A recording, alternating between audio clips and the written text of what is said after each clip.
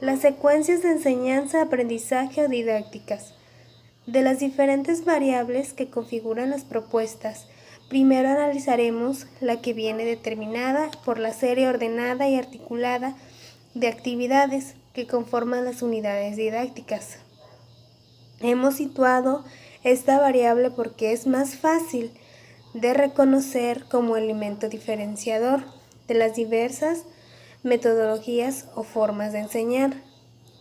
Los tipos de actividades, pero sobre todo su manera de articularse, son uno de los rasgos diferenciales que determinan la especificidad de muchas propuestas didácticas.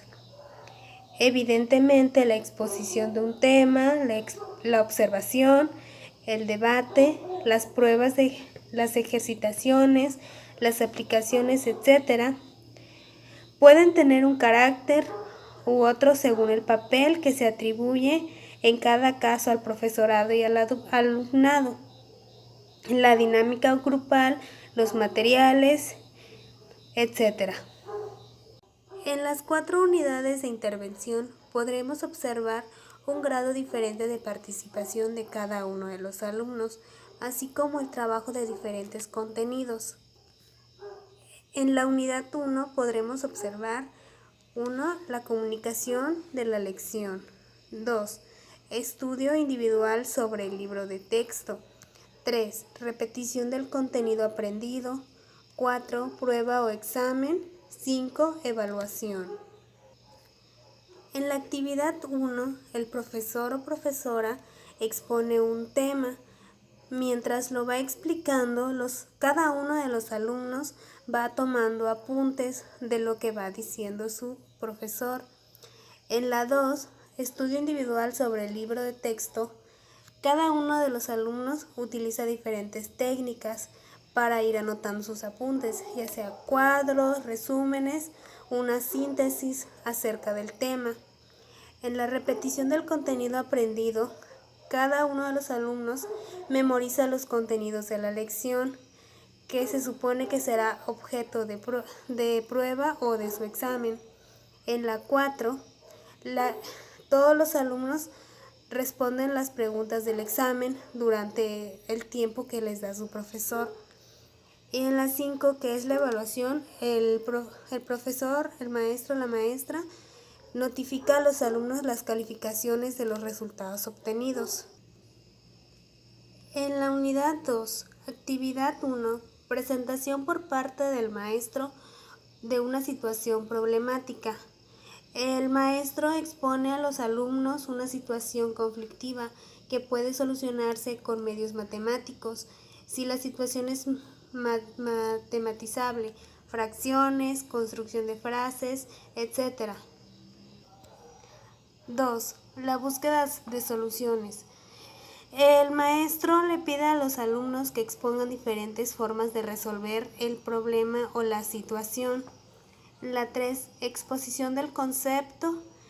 El maestro aprovecha las propuestas de cada uno de los alumnos para elaborar un nuevo concepto. 4. Generalización. El maestro demuestra la función del modelo conceptual y el algoritmo en todas aquellas situaciones que cumplen unas condiciones determinadas. Unidad 3. Actividad 1. Presentación por parte del maestro una situación problemática en relación con un tema. El maestro desarrolla un tema en torno a un hecho o un acontecimiento. 2. Diálogo entre el maestro y alumno. El maestro establece un diálogo con los alumnos y entre ellos promueve la aparición de dudas, cuestiones y problemas relacionados con el tema. 3. Contraste entre diferentes puntos de vista. El maestro facilita diferentes puntos de vista y promueve la discusión en grupo. 4. Conclusiones. A partir de la discusión del grupo y de sus aportaciones, el maestro establece las conclusiones. 5. Generalización. Con las aportaciones del grupo y las conclusiones obtenidas, el maestro establece las leyes, los modelos interpretativos o los principios que se deducen en ellos. 6. Ejercicios de memorización. Los alumnos individualmente realizan ejercicios que les permite recordar los resultados de las conclusiones y de la generalización. 7. Prueba o examen. En la clase todos los alumnos responden las preguntas y hacen ejercicios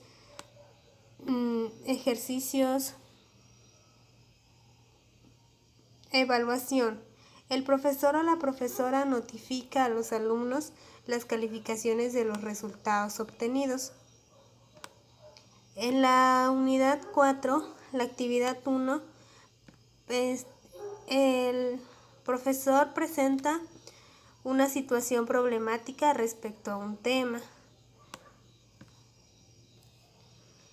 Al igual que en la unidad anterior, los contenidos del tema y de la situación que se plantea pueden ir dando desde un conflicto social o histórico, una diferencia en la interpretación de unas obras literarias o artísticas, hasta el contraste entre un conocimiento vulgar de unos fenómenos biológicos y posibles explicaciones científicas en torno a un hecho o un acontecimiento.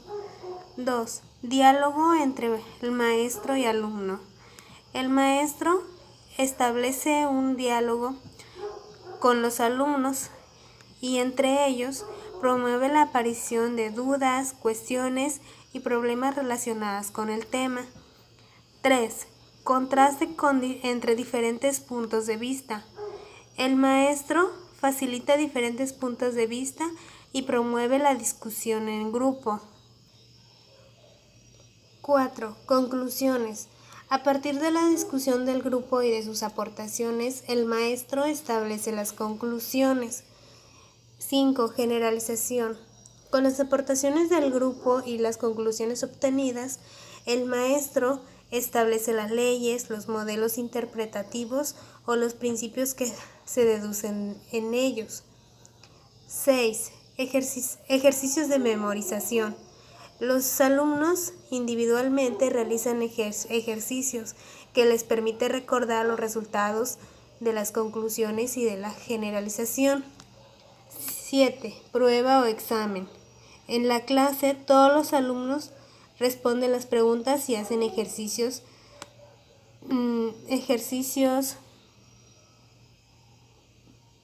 evaluación. El profesor o la profesora notifica a los alumnos las calificaciones de los resultados obtenidos. En la unidad 4, la actividad 1, el profesor presenta una situación problemática respecto a un tema. Al igual que en la unidad anterior, los contenidos del tema y de la situación que se plantea pueden ir dando desde un conflicto social o histórico, una diferencia en la interpretación de unas obras literarias o artísticas, hasta el contraste entre un conocimiento vulgar de unos fenómenos biológicos y posibles explicaciones científicas. La práctica educativa, unidades de análisis. En esta sección el objetivo es mejorar la práctica educativa. Aquí uno de los principales objetivos es tener una buena profesión. Bueno, esta consiste en cada vez ser más componente y competente en el oficio docente. Esta parte mejora el profesional, como generalmente se consigue mediante el conocimiento y la experiencia de todo docente en la actualidad. El conocimiento de las variables que intervienen en la práctica y la experiencia para dominarlas. Bueno, esto se basa en que todos los docentes tienen que dominar el aula de estudios. En esta clase se podría decir el salón de clases, mediante la experiencia que ha tenido. Como los nuevos docentes, la experiencia que se tiene para ellos, se podría decir que esta es las jornadas de prácticas, ya que esa cuenta como son prácticas profesionales. El alumno normalista entra en el papel del docente, como nos dice en este caso. Dice: la experiencia, la nuestra y la de otros, en enseñarles el conocimiento, aquel que proviene de la investigación, de las experiencias de los otros y de los modelos. En esta se basa en los ejemplos y las propuestas de los maestros, como también se podría decir cómo se pueden expresar esas experiencias, los modelos y como los ejemplos. También en esta parte entra las propuestas para dar las clases al momento en el aula. También nos dice que cuáles son los criterios para valorarlos. Aquí el docente tiene que ejercer profesionalmente en el aula de trabajo. Al igual